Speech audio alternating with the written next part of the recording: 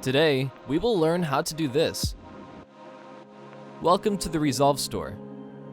We are going to learn how to add video inside the text. First of all, choose the text over which you want to add video. Remember to keep the text layer below the video layer. Now, drag the video above the text layer.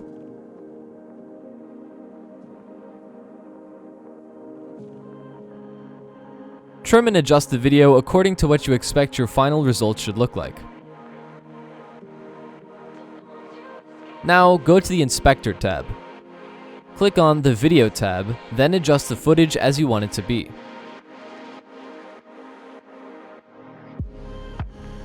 Under the Inspector tab, go to Composite tab and select Foreground Blend Mode.